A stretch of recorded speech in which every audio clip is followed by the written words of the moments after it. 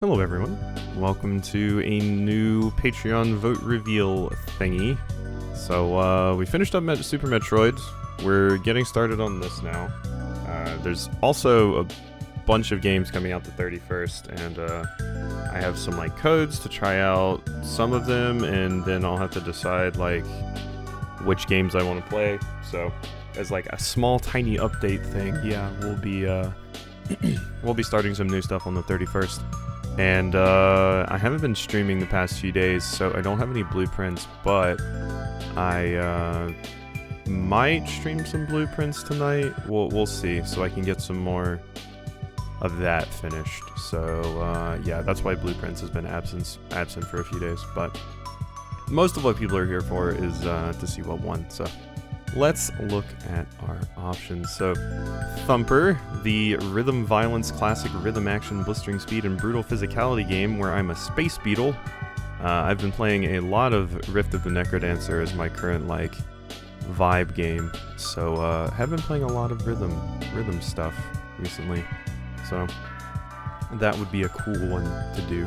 Always heard good things about it. Epic Battle Fantasy V. So I actually played some of the Epic Battle Fantasy games back on, I think it was Congregate that I played them on.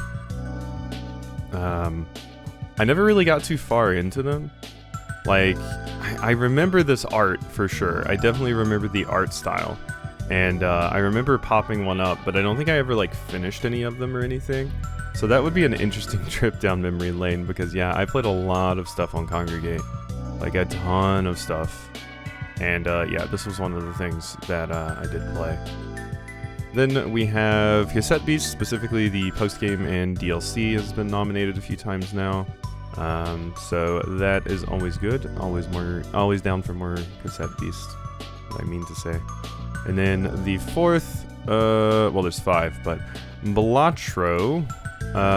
This was an interesting one because I wasn't entirely sure how I would handle a roguelike. Because obviously I have played roguelikes on the channel before. Like, I did a playthrough of Hades, but it's kind of weird LPing a roguelike because when I did Hades, I basically just got to the final boss, beat it, and then I was like, okay, that's it. And I started cutting out runs at some point because this is all stuff people have already seen, etc., etc. But yeah, a roguelike would be an interesting one. I've seen some people handle it in such a way where it's like they quote-unquote beat the game and then they're done, even though you're never done in a roguelike when you beat the game. I've seen some people do like beat the game with every character, but there's so many paths you can take because like Slay the Spire, for example, is beating the heart with every character when you would end, or is it beating the true final boss and everything? So it's like, you know, there's a lot of layers to it, and like Monster Train as an example it's like, okay, is just defeating Seraph the end game, or do you have to beat Last Divinity with like every single clan? You know, it's interesting to think about, and I've seen some people do it where it's like, oh, I'll play it for 30 days, however far I get, that's how far we're getting. When I've seen people do roguelikes in these sorts of things before. But it would be an interesting one to figure out. I feel like I have enough friends that have a lot of time on Balatro. They could probably tell me a point where it's like, oh yeah, that would be a good point to stop. But that is an interesting one. I do love card games, but I've never played Balatro because I was like, I don't think I'm good enough at like poker. So I was like, I don't think I'll touch this. Even though one of my friends was like, you don't really need to know poker to play it. I was like, I just don't think I'd be very good at it. But yeah, so that's Balatro. Then for the final option, we have Metroid Prime Hunters, which is the DS one, which I have many memories of playing back in the day. So it will be our final Metroid, I'm pretty sure, unless Federation Force gets nominated. It would be my final Metroid. Oh, and Other M, I guess. I guess also Other M. But yeah, it would be my final Metroid before Prime 4 Beyond comes out. So yeah, let's go ahead and hop into the results.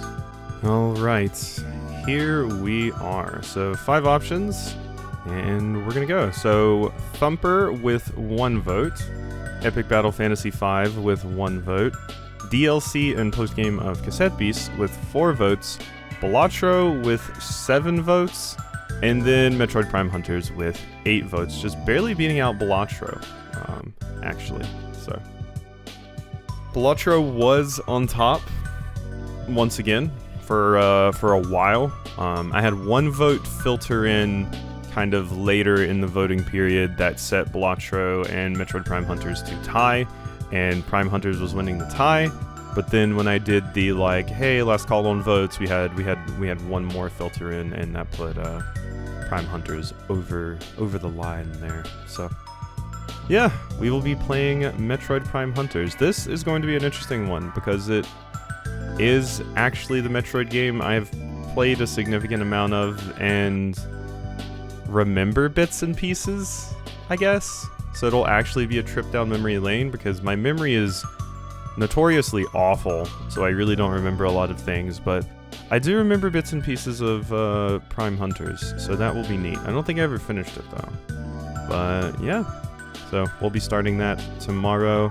I suppose I will be figuring out how to get it going and everything. I believe the person that nominated it mentioned that there's something like Prime Hack, but for this. So yeah, I'll look into that. So hope you enjoyed, and I'll see you next time for Prime Hunters.